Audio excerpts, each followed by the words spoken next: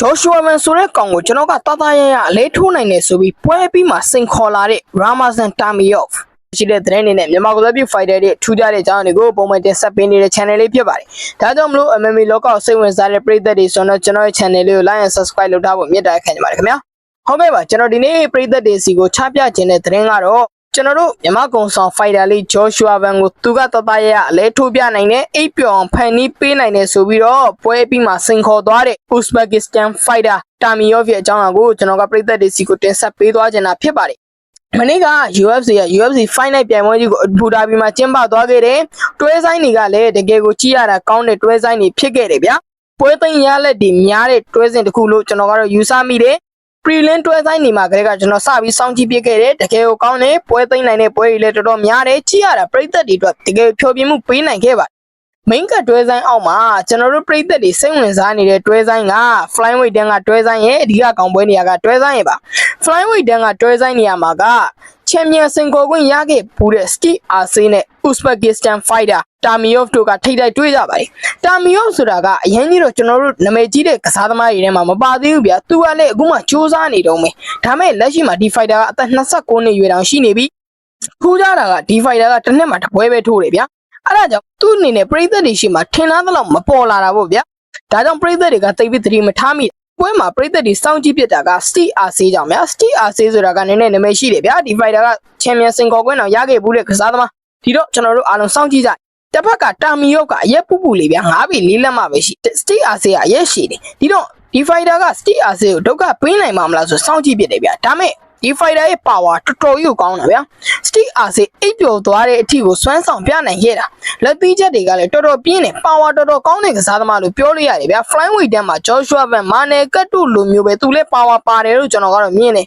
ဘာကြောင့်လဲဆိုတော့သူ့ရဲ့လက်သီးချက်ကြောင့်ဗျာ Steve Arce ရိုင်းထွက်ပြီးတော့တခါတည်းခွေကြပါဗျာ overhand right ကတအားကိုပြင်းလွန်ကြီးတယ်ပြီးတော့တောက်လျှော့ power လက်သီးတွေနဲ့တောက်လျှော့ဖိအားပေးတာဗျာအရက်ကပုပြီးမယ်လုံးဝစွမ်းဆောင်ရဆရာကြီးဗျာသူ့အနေနဲ့ white လက်သီးတွေကလည်းတော်တော်ကြီးပြင်းတယ်လို့ကျွန်တော်ကတော့မြင်တယ်ဒီပုံစံနဲ့သူက Steve Arce ကိုအလဲထိုးသွားတယ်ပထမအချိန်မှာလည်းအမှောက်သိပ်တယ်ပြီးတော့ပွဲပြီးမှချန်ပီယံစင်ခေါ်ခွင့်ရကျင်တယ်ဆိုတဲ့အကြောင်းလဲစိန်ခေါ်တယ် Joshua ဘန်ကိုလည်းသူကအေးစစ်စစ်အနိုင်ယူနိုင်တယ်ဆိုတဲ့အကြောင်းကိုလည်းအခုလိုမျိုးစိန်ခေါ်သွားပါတယ်လက်ရှိချန်ပီယံကဘာတူလဲJoshua ဘန်ကကျွန်တော်က Joshua ဘန်ဆိုတဲ့အကောင်ကိုအခက်ခဲမရှိကိုအနိုင်ပြနိုင်ပါတယ် UFC ကသာပွဲဖန်တီးပေးမယ်ဆိုရင်အငင်းခုန်နေတာလုံနေစရာကိုမလိုတာပါ Uzbekistan ကကမ္ဘာချန်ပီယံတော့ပိုင်ဆိုင်သွားမှာပါကျွန်တော်ကအရင်ဆုံးချန်ပီယံဖြစ်မဲ့သူပေါ့ဒီစကားကိုမှတ်ထားစေချင်ပါတယ်ဒါကိုကျွန်တော်ပြောထားရဲပါတယ်ဆိုတဲ့ပုံစံမျိုးနဲ့ Tamiyov ကပြောသွားတာပါဒါက Tamiyov အနေနဲ့ပွဲပြီးမှစိန်ခေါ်သွားတာဗျာလက်ရှိချန်ပီယံဘယ်ကောင်လဲ Joshua ဘန်လားမင်းကအနိုင်နိုင်တယ်ကွာဆိုတဲ့ပုံစံမျိုးနဲ့အလဲထိုးနိုင်တယ်ဆိုတဲ့ပုံစံမျိုးနဲ့ Tamiyov က Joshua ဘန်ကိုစိန်ခေါ်စကားတွေဆိုသွားတာပါ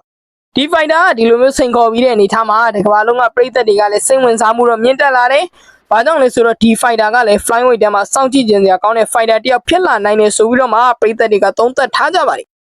ဒီအနေထားမှာ Tamiyov နဲ့ပတ်သက်ပြီးတော့လေကျွန်တော်ပရိသတ်တွေစီကိုနည်းနည်းလေးပြောပြခြင်းပါတယ်Tamiyov က professional record အပြင်22ပွဲထိုးထားတယ်။ပွဲ20နိုင်2ပွဲရှုံးဆိုတဲ့ရလဒ်ကိုပိုင်ဆိုင်ထားပါတယ်။လက်ရှိမှာဒီ fighter ကအသက်29နှစ်ရွယ်ရှိနေပြီ။ထူးခြားတာကသူအနိုင်ရခဲ့တဲ့ပွဲ20မှာ12ပွဲအထိကိုသူကအလဲထိုးထားနိုင်တာ။ဒီတော့ flyweight တန်းရဆိုရင်ဒီ fighter က power ကြီးတယ်လို့ကျွန်တော်ကတော့မြင်တယ်။ power တော်တော်ကောင်းတဲ့ကစားသမားလို့လည်းမြင်တယ်။ submission ဘိုင်းမှာတော့တိတ်ပြီးကောင်းတဲ့တဲမှာမပါဘူး။တပွဲပဲ submission နဲ့အနိုင်ရထားတယ်9ပွဲကို decision နဲ့နိုင်ထားပါတယ်။ဒီ fighter ရဲ့စွမ်းဆောင်ရည်တွေကလုံးဝခီတဲ့ fighter တော့မဟုတ်ဘူးဗျာအရက်က9ပေ4လက်မှပဲရှိပေမဲ့ performance တွေကအကောင်းစားတွေ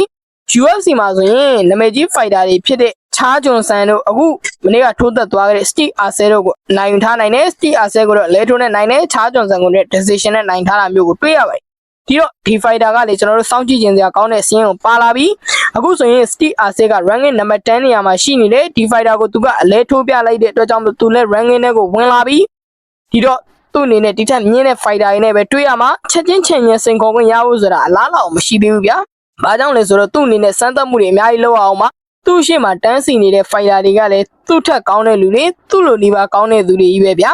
Joshua ဘန်ကိုလက်ရှိမှာပန်တိုဂျာနဲ့ပွဲတက်ပေးအောင်မယ်ပြီးရင်တစ်ဖက်မှာမာနယ်ကတ်ရှိမယ်ပြီးရင် Georgi Horiguchi Brandon Rival Tatsuro Taina အစုအမဘာရဲ့အဲ့ဒီ fighter တွေကလည်းအကုန်လုံးရှိနေသေးတယ်သူ့အနေနဲ့ဒီ fighter တွေကိုကြောဖြတ်ပြရအောင်မယ်ဗျာကျွန်တော်အမြင်ပြောရရင်တော့နောက်ပွဲမှာဒီ fighter တွေနဲ့ဒီတဲ့ ranking မြင့်တဲ့ fighter တွေနဲ့ပဲတွေ့ရဖို့ရှိတယ်လို့မြင်တယ် promotion ဘက်ကလည်းသူ့ကိုနည်းနည်းလေးတော့မြောက်စားလာနိုင်မယ်ဗျာ။ဘာကြောင့်လဲဆိုတော့ promotion ကြိုက်တဲ့ကစားသမားဗျာ။ Joshua Van တို့ကို UFC ဘက်ကအခွင့်အရေးပေးတယ်။ဘာကြောင့်လဲဆိုတော့သူတို့ကြိုက်အောင်ဖျော်ဖြေပေးနိုင်တဲ့ကစားသမားတွေဖြစ်နေလို့ချုပ်ကွက်ပိုင်းမှာအရန်ကောင်းတဲ့ wrestling ပိုင်းကိုဦးစားပေးတဲ့ကောင်တွေကိုဘယ်တော့မှ promotion ကအခွင့်အရေးပေးခဲ့ဘူးလို့လေဗျာ။အရန်ကို performance နဲ့အရန်ကောင်းနေမှသာအခွင့်အရေးရမှာဗျာ။မိုဟာမက်မိုကာရဲ့တို့လိုကောင်မျိုးဆို UFC ကဘယ်လိုအခွင့်အရေးပေးခဲ့ဘူးလို့လဲနိုင်မွေးကြီးဆက်နေတာတော့စာချုပ်သစ်ထပ်မချုပ်တော့ဗျာအဲ့လိုအနေထားဒီတော့တာမီယော့ကလည်း short တွက်လို့တော့မရဘူးလက်ရှိမှာတက်လာနေပြီသူကိုယ်တိုင်ကလည်း Van ကိုစိန်ခေါ်သွားတယ်သူ့အနေနဲ့ Van နဲ့စိန်ခေါ်ချန်ပီယံခွက်လူခွင့်မရသေးရင်တော့မှပဲနောက်ပွဲသူ့အနေနဲ့အဆုအမဘာရဲ့ Brandon Rival ဒီ fighter နဲ့လည်းထိုးတက်လို့ရတယ်ဆိုတဲ့အကြောင်းကိုဒီ fighter ကစိန်ခေါ်သွားပါ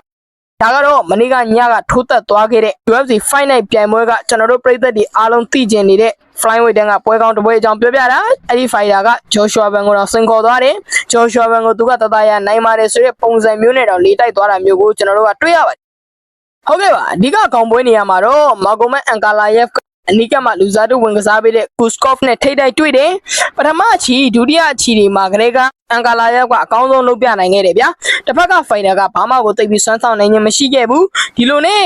တတိယအချီသရုပ်တအချီတွေမှာလည်းအန်ကာလာရက်ကပဲစိုးမိုးထားတယ်နောက်ဆုံးချီမှာတော့အန်ကာလာရက်က ground and pound လက်သီးထိုးချက်တွေနဲ့ပွဲသိမ်းသွားတယ်သူ့အနေနဲ့နိုင်ပွဲပြန်ရသွားတယ်သူကိုယ်တိုင်ကလည်းချန်ပီယံခပတ်ကြီးကိုပြန်ပြီးစိန်ခေါ်ခွင့်ရခြင်းနဲ့ချန်ပီယံခပတ်ပြန်လိုခြင်းနဲ့ဆိုတဲ့အကြောင်းပွဲပြီးအော်တကန်အင်တာဗျူးမှာပြောဆိုသွားပါတယ်ဒီပွဲနဲ့ပတ်သက်ပြီးတော့ထွေထူးတို့အများကြီးပြောစရာမရှိပြပွဲတစ်ဖက်သက်ကြီးပဲကျွန်တော်တို့အားလုံးလည်းသိပြီးသားပဲဒီတိုင်းပဲကွက်တီဝင်ခဲ့တယ်ဒါကတော့မနေ့ကထိုးသက်သွားခဲ့တဲ့ UFC Fight Night ပြိုင်ပွဲရဲ့အဓိကခေါင်းပွဲအကြောင်းကိုပြောပြပေးတာဖြစ်ပါတယ်ခင်ဗျာ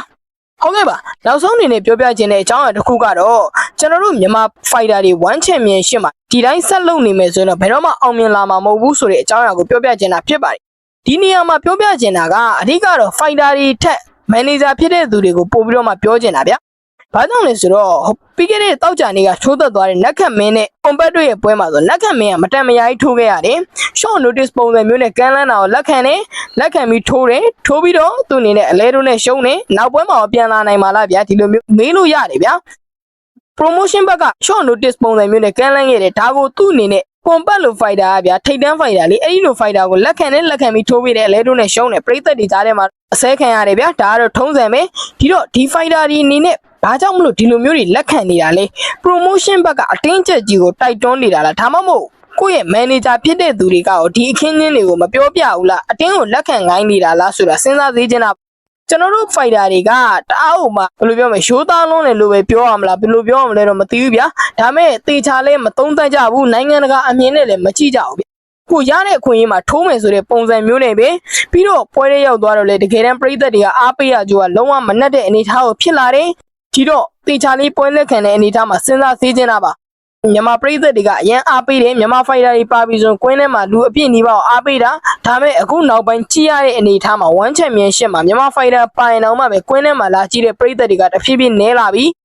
one championship မှာသူတို့မျှော်မှန်းထားတာဆိုလို့ကြော်တော်ဝင်းတယောက်လောက်ပဲရှိတော့တာဒါကြောင့်မလို့တမင်ဖိုင်တာတွေအနေနဲ့တေချာစူးစမ်းစေခြင်းနဲ့မန်နေဂျာဖြစ်တဲ့သူတွေကလည်းကိုကြိုးကိုပဲမကြည့်ဘဲနဲ့ဖိုင်တာတွေရဲ့အကျိုးကိုကြည့်စေချင်တာဖြစ်ပါတယ်